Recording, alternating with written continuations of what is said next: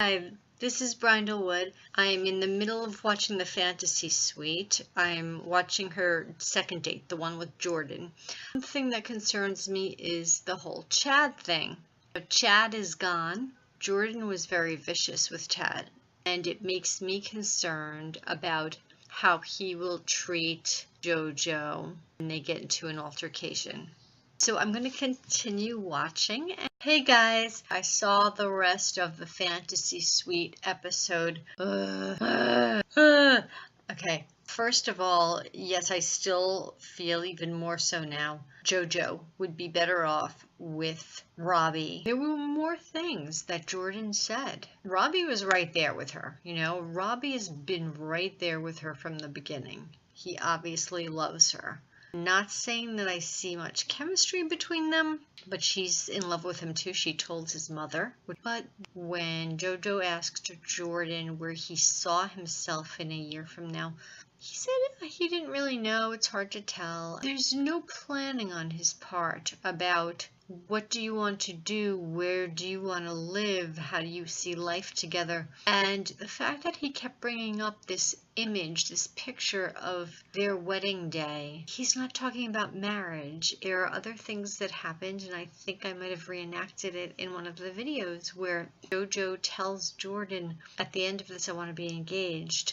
And practically word for word later he comes back to her after he didn't get the safety rose. She gave it to Luke, and he said to her, I want to be in love and engaged at the end of this. Why is he telling you he wants to be in love? And later on he says, I look at you and see the person I want to fall in love with. There's just so many clues there. Jordan also said, I'm different when I'm with you. I'm a different person. You don't want somebody who's a different person when they're with you. That means that's not who they are. I really feel like Jordan wants to be a different person. He wants to have this kind of integrity, and he wants to be a mature adult who's engaged and getting married. And there's nothing wrong with him not being there right now.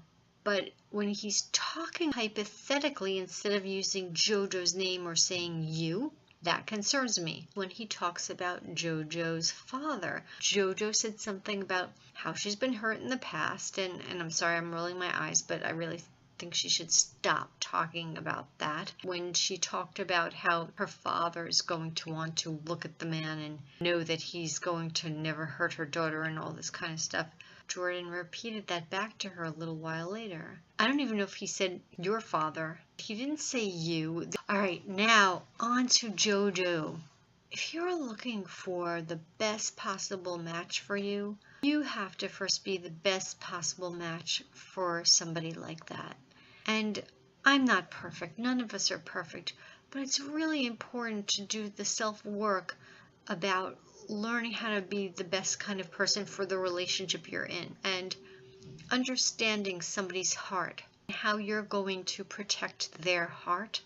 That's part of your job, being a good relationship partner. What she did to Alex, and if you've seen my reenactments, obviously Alex is not one of my favorite contestants. Still, I felt so sorry for him when I saw what she did.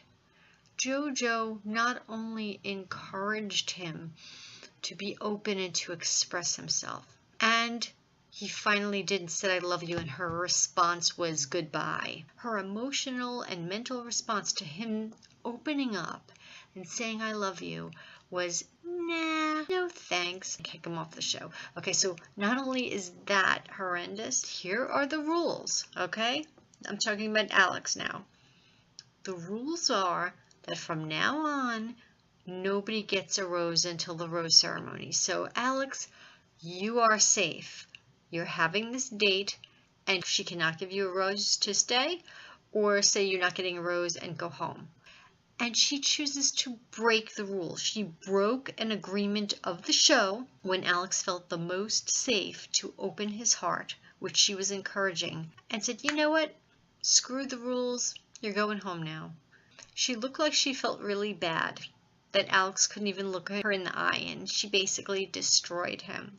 But then she did the same thing again to Chase. She invited him already into the fantasy suite. They got the card. She had a choice. No, let's sleep separately, I'm not feeling this. Or come to the safety suite, we have all night to get to know each other. Interpret that how you want that to mean. She's been encouraging Chase to open up, as we know. She also kind of threatened him between the whole tango thing with him and Derek. She was saying, Chase, you haven't been opening up. So Chase finally feels safe enough, opens up to her. They're in the fantasy suite, and she breaks the agreement again. I found it very self-indulgent that she was not feeling the response that she thought she would feel when these men said, I love you, and therefore send him home. There was no responsibility for that other person's heart. Now, she was in a relationship with them. She's in a relationship with everybody that she's dating right now. So even if it was time to say goodbye, she did it in a really irresponsible way, and just the fact that she's not accountable to agreements and can just say, I'm not feeling it, goodbye. I know you think that you're safe because there's no safety rose, or I know you think you're safe because there's a fantasy suite all night. Goodbye. I think that it shows a lack of integrity on her part, and maybe she's meant to be matched with somebody with a lack of integrity, because if she can break rules and be reckless with other people's hearts, water seeks its own level, and maybe right now she needs to be matched with somebody who's going to be reckless with her heart. So that is my opinion. Please leave comments or questions in the comments mark, and click like, and please subscribe.